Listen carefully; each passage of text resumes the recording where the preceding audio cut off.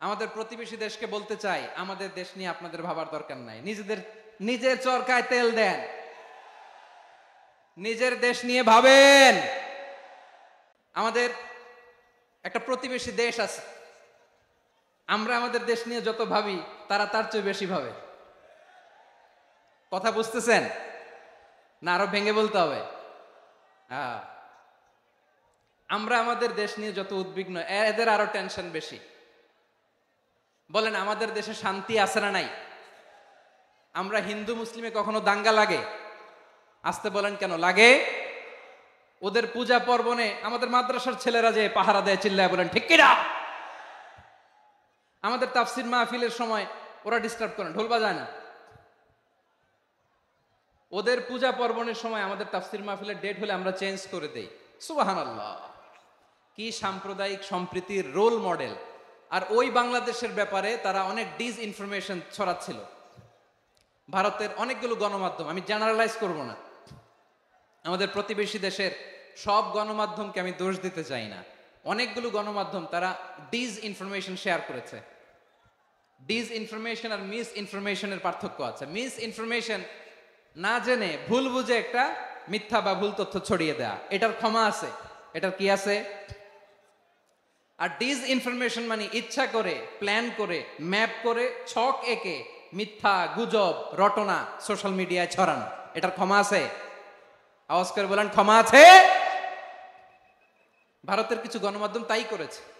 আমরা ব্যথিত হয়েছি, আমাদের হৃদয়ে রক্তক্ষরণ হয়েছে। আমাদের প্রতিবেশী দেশকে বলতে চাই, আমাদের দেশ নিয়ে আপনাদের ভাবার দরকার নাই। নিজের চরকায় তেল দেন, নিজের দেশ নিয়ে ভাবেন। গত মাসের ভয়েস অফ আমেরিকার রিপোর্ট, বাংলাদেশে সংখ্যালঘু জনগোষ্ঠী আগের চেয়ে বেশি নিরাপত্তা পাচ্ছে। Report voice of America, Muslim report নাকি? মুসলিম জরিপ, ভয়েস অফ আমেরিকা। কথা বোঝে নাই বোধহয়। ভয়েস অফ আমেরিকা কি আমাদের রিপোর্ট? না, ভয়েস অফ আমেরিকার জরিপ, বাংলাদেশের সংখ্যালঘু জনগোষ্ঠী আগের চেয়ে ভালো নিরাপত্তা পাচ্ছে। শুধু এখানেই শেষ না, মাইক্রোসফটের একটা জরিপ শোনায় আপনাদেরকে। তারা সারা পৃথিবীতে গুজব, ভুয়া আর মিথ্যা নিউজ ছড়ানোতে কোন দেশ সেরা একটা রিপোর্ট করেছে। এর মধ্যে 1 নম্বরে এসেছে ভারতের নাম। মাইক্রোসফট তো মুসলমানরা চালায় না? কথা বোঝে নাই বোধহয়।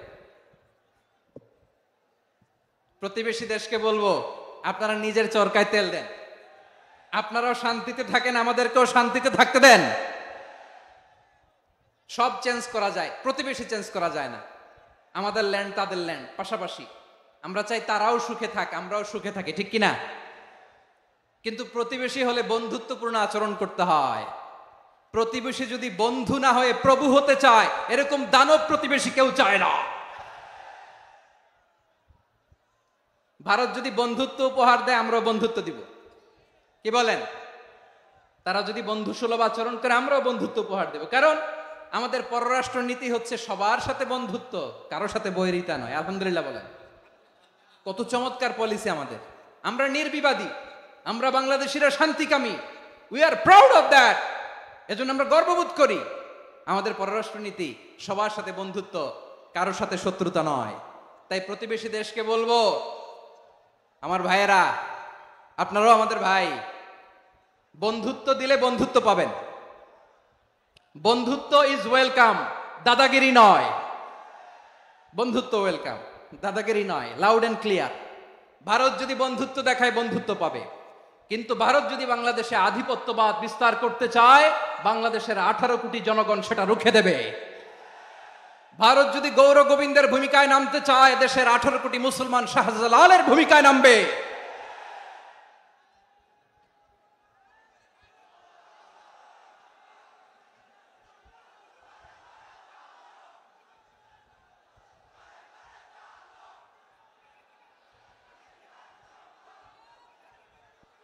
প্রিয় ভাইয়েরা, আমরা বন্ধুত্বে বিশ্বাসী, শত্রুতায় নয়, ঠিক কিনা বলেন?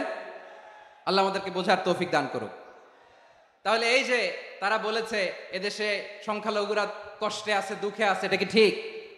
বলেন, এটা কি ঠিক? না, তারা ডিসইনফরমেশন শেয়ার করেছে, এটা ঠিক নয়। আমার প্রতিবেশী বন্ধু রাষ্ট্রকে বলবো, আপনারা এটা করবেন না, এটা করবেন না, আমরা শান্তিতে আছি, আপনারাও শান্তিতে থাকেন, আমাদেরকেও শান্তিতে থাকতে দেন। এই যে চিটাগাংয়ের অ্যাডভোকেট আলিফ হত্যাকাণ্ডে গোটা বাংলাদেশ আমরা ধৈর্যের পরাকাষ্ঠা দেখিয়েছি, চিল্লায় বলেন ঠিক কিনা?